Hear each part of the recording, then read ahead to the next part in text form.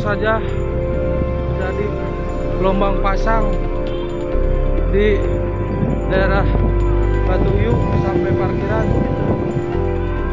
beberapa menit.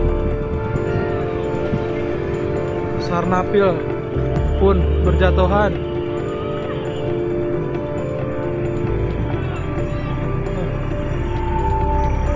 Sampai parkiran.